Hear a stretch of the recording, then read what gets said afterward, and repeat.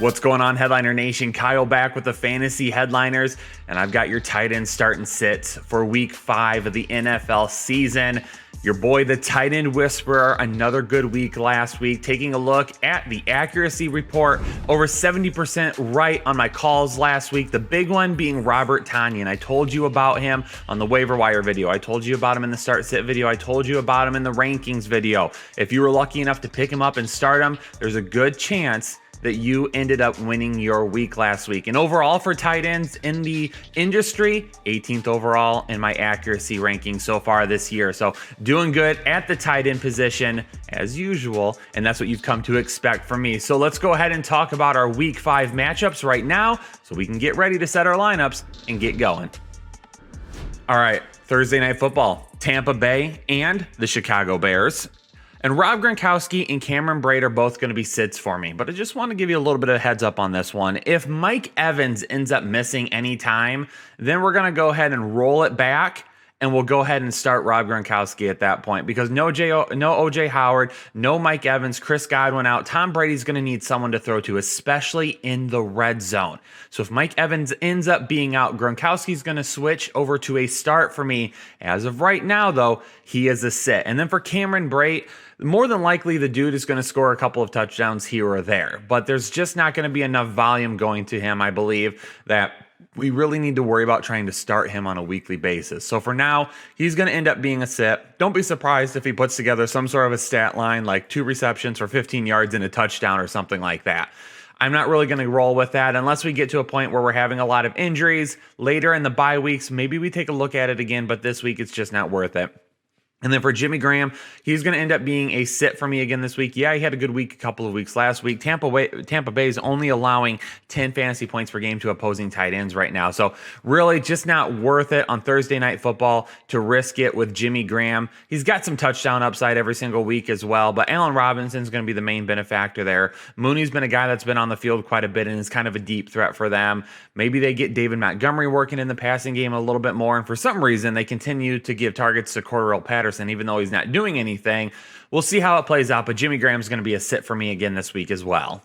For the LA Rams, Tyler Higbee, yeah, he's been disappointing since he put together 3 touchdowns, and really outside of that performance hasn't done a whole lot this year, but Washington is allowing the 6th most fantasy points per game to opposing tight ends. So we'll roll with Tyler Higbee as a start again this week, and they're starting to use Gerald Everett again now at this point, so I thought that they were going to be moving out of that 12 personnel, but it looks like they might be moving back into it some. They're getting Gerald Everett on the field a little bit more. He's going to continue to be a sit for me, but we need to monitor the snaps, and we also need to monitor the routes run over the next couple of weeks and see what their plans are with Gerald Everett. Are they really trying to get him more involved, or is he just finding his way onto the field a little bit more often? This week, though, in such a great matchup, I will roll with Tyler Higbee again. For Washington, though, Logan Thomas is a guy that really has let us all down this season. I wasn't really on the bandwagon before the season started, and then some numbers started to pop up in the first couple of weeks that whispered to me, said, Kyle, pay attention to Logan Thomas. Well, Logan Thomas really hasn't done anything, but I will say this, okay? The Rams do allow over 14 fantasy points per game to opposing tight ends, and last week, Logan Thomas ran a season high, or played a season high, 66 snaps. So he's finding his way onto the field more often. I'm going to list him as a start again this week. Breaking news this morning, as of this recording, Kyle Allen is going to be taking over at quarterback. So maybe with the switch to Kyle Allen, Logan Thomas gets a little bit more looks than what Dwayne Haskins was giving him. So I'm going to go back to Logan Thomas this week. I'm going to go ahead and temper my expectations, but I really do think Logan Thomas may end up turning it around and being a guy that, even though he doesn't have a really high upside or really high ceiling year every week, because of the snaps that he's playing and because of the targets he's getting, could end up being a decent floor play each week. Buffalo and Tennessee could be in a little bit of trouble this week. As of this morning, there are reports that 2 more players have tested positive for COVID. Don't really know what's going to happen at this point, but if more people are testing positive, this game probably will not happen this weekend again. So make sure that you prepare for it. As of now, we'll prepare as if the game is going to happen and keep our fingers crossed that maybe it was some false positives, or maybe they just don't end up having anymore and they're able to get it in. We'll see what happens, but it's something that we have to continue to monitor. For the Buffalo Bills, Tyler Kroft, Dawson Knox, both of those guys are sits for me this week. The big one is Jonnu Smith. I'm going to be really disappointed if we are missing him again this week. The dude has been so good this year. It's really tough to take a look at it and say, man, he's just not getting on the field because of the sickness, okay? So I really want to get him back on the field. I really want to see him back out there. He was a breakout for me this season, so it really stinks that I don't get to see it. But you got to keep people healthy and safe. I absolutely understand. Not complaining in any way, shape, or form about that. Just want to see Jonnu Smith get back out there, especially in this matchup this week, okay? Because for me, Jonnu Smith is definitely a start for me this week, okay? Buffalo's allowing some of the most yards per game to opposing tight ends. They're allowing the 5th most fantasy points per game to opposing tight ends. So even though they do really well on the outside with shutting down wide receivers, tight ends dominate against them. So Jonnu Smith would be in an absolute smash position this week. And even if you were going into a matchup and say you had a couple of tight ends that you could start, I would be 100% okay flexing Jonnu Smith this week. That's how good this matchup would be for him. For Philadelphia and Pittsburgh, Zach Ertz, because he's the main weapon there, we got to continue to start him, even if he's going to have some volatile games because defenses are able to take away from him. This week may end up being one of those games. Keep in mind that the Pittsburgh Steelers have really athletic linebackers, Devin Bush and TJ Watt. Both are guys that can go out in coverage with tight ends. So don't be surprised, even though I've got him listed as a start this week, don't be surprised if he is on the lower side of the rankings because of their ability to potentially take away the tight end position. Now, if anything changes over the week, maybe we go back and take a look at it. But as of right now, because of the lack of weapons there, it's just unrealistic for us to say we're going to sit Zach Ertz. Because even though the floor might be a little bit lower, the ceiling's pretty high because of the amount of targets he would be getting. On the other side for Pittsburgh, the Eagles allow the 3rd most fantasy points per game to opposing tight ends. So Eric Ebron, he's going to be a start for us this week, but Vance McDonald will not. Eric Ebron more than likely is going to have an opportunity to find the end zone this week because the Eagles can't stop opposing tight ends, could put up some decent volume as well. So we'll roll with Eric Ebron as a start. For Arizona and New York, there's really nothing to see here, people. Dan Arnold, truthers, just a reminder, he's still not a thing. And Chris Herndon is not a thing, and Ryan Griffin is not a thing. None of these guys are things right now. Chris Herndon should be a thing, but Adam Gase has his head so far. No, we won't go any further with that sentence. Nobody to really start in this matchup. That's really all I've got to say for this one. Las Vegas and Kansas City, balls to the waller, Travis Kelce, 2 of the top tight ends in the league. We are absolutely starting both guys in this matchup. And honestly, how is there anything that I can really tell you that you wouldn't already know? Both of these guys get a ton of volume. Both of these guys have a ton of upside. Both of these guys are in your lineup on a weekly basis. For Jacksonville and Houston, there's only one tight end that I'm taking a look at in this matchup, and that's Jordan Akins. And honestly, the Texans should be using him a lot more than what they are. Watson is still running for his life, doesn't have a whole lot of time to throw. That's perfect for Jordan Akins. He's exactly the type of weapon that can help take that pressure off with some of those quick intermediate routes coming out of the slot or off the end of the line. It doesn't matter because they've been playing him in both areas. But there's going to be somebody new calling plays for the Texans this week. I don't know who it is at this point. I haven't heard, but maybe they will be a little bit smarter than what Bill O'Brien was and utilize the tight end position more often. Well, nobody else is really doing anything there outside of Will Fuller anyway, so we'll run with Akins this week. Not a whole lot of touchdown upside for me, but we have the potential for some volume. Could be a low-end tight end one for us. Drew Samples let me down the last couple of weeks. With the amount of passes that Joe Burrow was pointing towards the tight ends when the season started, he hasn't really done a whole lot. But keep in mind too, he's had a couple of plays that should have been touchdowns that didn't end up being touchdowns. So the last couple of weeks could have been a lot better for Drew Sample. Going up against Baltimore this week, who actually allows over 14 fantasy points per game to opposing tight ends, this could be another good spot for Drew Sample. They're going to have to throw the ball quite a bit. The Ravens should end up winning this game. They should end up being up by quite a bit. Joe Burrow, like we've seen all season long so far, is going to have to throw the ball quite a bit. Drew Sample at this point, for me, low-end tight end one, but definitely a guy I'm going to have as a start because the Ravens have had some trouble covering tight ends, and with the amount of pass volume, again, Drew Sample should end up getting some of those looks. And keep in mind, too, he's playing a lot of snaps right now. They trust him out there to not only block, but be a receiving weapon. And then on the other side of the football, it's Mark Andrews. Mark Andrews, 2 touchdowns last week. Yeah, maybe the volume wasn't there like we would have liked, but the touchdowns were there. And when the touchdowns are there, we follow them, especially in this offense when he's the number one option for Lamar Jackson. So Mark Andrews, feel safe putting him in your lineup. Yeah, he's a little volatile at times, but that's okay. He's one of the top tight ends in the league. We don't sit him for anybody else.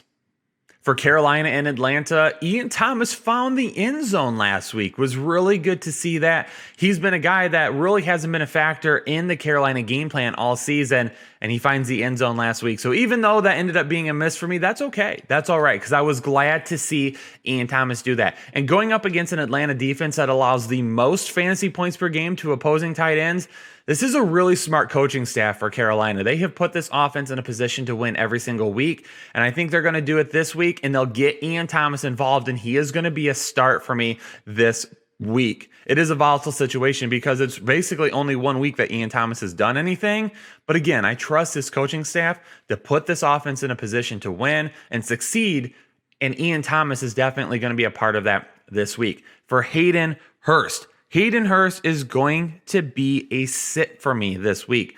We're seeing it, right? I talked about it this preseason. Hayden Hurst is not going to be a guy that's going to come in and smash. That's just not what this offense is built to do. The Austin Hooper breakout last year, which he's not doing anything in Cleveland as it is outside of this past week, that was based on a few other things. They're able to run the football a little bit better right now with Todd Gurley and Brian Hill. Some of those routes at Austin Hooper, those high percentage routes he was running last year, were because they couldn't run the football. They're not having to run those routes this year. So even though Hayden Hurst has looked good in some games, going up against some better opponents, he hasn't really been able to do too much. And this week, he gets Carolina, who's allowing under 10 fantasy points per game to opposing tight ends. You've got Russell Gage, Julio Jones, and Calvin Ridley, who are the main focus of that offense right now. So in a tough matchup, when you've got 3 other guys that can see a lot of volume, it just doesn't make a whole lot of sense to start them this week. Mike Gesicki. Okay, I need to have a conversation with old Mike. Michael is what I'm going to call him from now on until he decides to pick it up. Okay, because we're back to our own old ways, all right? I told you a couple of weeks ago, Mike Gesicki last year, no matter what I said to do, he did the opposite. Well, a couple of weeks ago, I broke out of that, and we're right back to it, okay? So, Michael, if you're listening, hear me out. Need you to pick it up. Need you to put up some points. Need you to get more involved, all right, Michael? Come on. Let's go, bro. He's going to be a start for me this week. So, based on my track record over the last year and a half, he's going to end up being a sit, but he's still going to be a start for me this week. So follow your gut on this one, Headliner Nation, because for me, Mike Gesicki continues to be my kryptonite. For George Kittle, the dude saw all the volume. I mean, for all of his yards last week, I think only about 50 yards went to other people, it seemed like. So George Kittle, absolute must start every single week. Huge week last week, coming back from that injury. Should find himself in another primo position this week. For the Giants and the Cowboys this week, Evan Ingram continues to be disappointing, but you know what? I can't quit it, all right? Because he's seeing a lot of volume. He had 10 targets come his way last week. So yeah, even though he's been disappointing this season, I'm still going to list him as a start because sooner or later, the dude is going to break out and it's going to be a huge breakout. There's just no way around it. So if you own Evan Ingram and you're tired of dealing with it, just throw him to the bench, but it's coming. Again, 10 targets last week. The dude is seeing a ton of volume. Who knows? Golden Tate may end up being suspended for this week after that fight last week with Jalen Ramsey. And then that basically leaves Evan Ingram and Darius Slayton as the only options there for the Giants. So Evan Ingram, he's getting all the volume. He's going to be a start for me again this week. On the flip side, though, going with Dalton Schultz this week as a start for the first time. And I know that I've missed on him so far this season. But let's face it, Michael Gallup hasn't been what we thought he may have been or what we saw from last year because a lot of that volume has been going to Dalton Schultz this year. CeeDee Lamb and Amari Cooper are basically the 2 safest wide receivers, and then Schultz is the number 3 target right now. So Dalton Schultz this week going up against the Giants, I'm absolutely going to get him into my lineup for the first time because now we're seeing that he's really that third option on this team.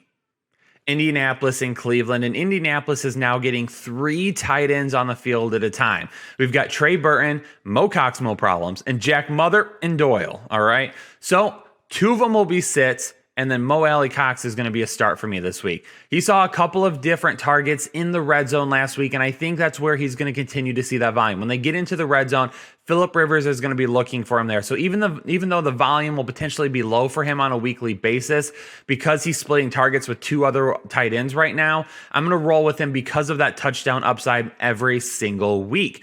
Austin Hooper, we're back to putting him on the bench. Called the start last week. He ended up scoring the touchdown, had a good game, but Indianapolis is a pretty tough defense. Austin Hooper, I don't think, continues the trend that we saw last week, and he's back to the bench for us.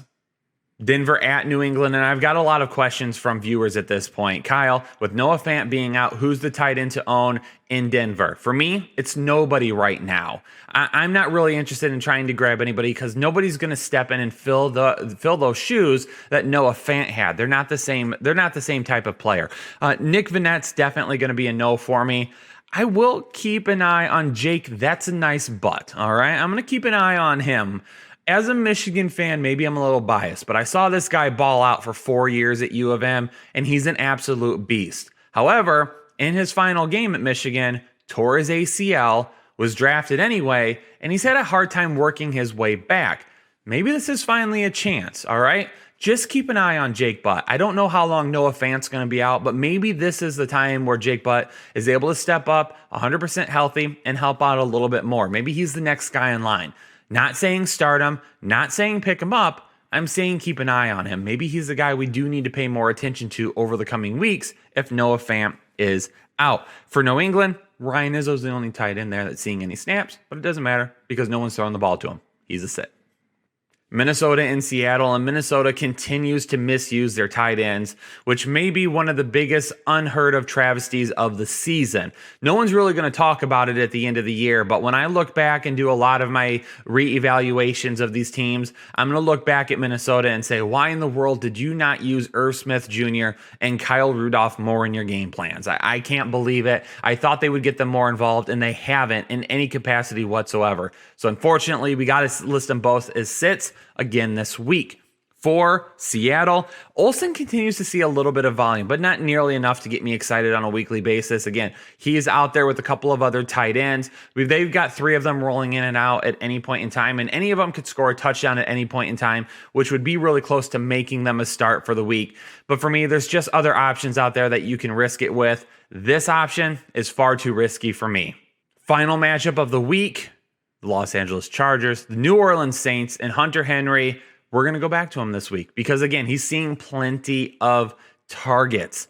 Yeah, the touchdowns haven't come yet. Some of the production's been a little bit up and down. But again, kind of like Evan Ingram, he's getting targeted. He's getting looks on a consistent basis. So it's only going to be a matter of time before he ends up exploding and having a huge game. Maybe that's this week against New Orleans. With New Orleans, Jared Cook continues to have some injury issues. Will he be out there this week? No idea. Haven't heard yet. Adam Troutman last week was a guy that a lot of people were talking about, and he did absolutely nothing. So if it's not Jared Cook, it's a bust at the tight end position. But even if it is Cook, he's a sit for me this week. All right, headliners, there you have it. My tight end start and sit for this week. Don't forget, though, you got to watch the rankings video later in the week to make sure you get all of your information and all the up-to-date information that we provide. If I switch anybody from being a start or a sit, you got to make sure that you find that out in the rankings video. Do me a favor, Headliner Nation, as always, if you appreciate the content, go down below, hit that like button for me. Also, if you got a question on tight end, leave a comment below and I'll try to get to as many as possible. And as always, make sure you hit that subscribe button. If you're not a part of Headliner Nation, become a part of Headliner Nation today. Thanks so much, everybody. Appreciate you tuning in for this video. Stay safe, stay healthy. I'll catch you on the next episode of the Fantasy Headliners.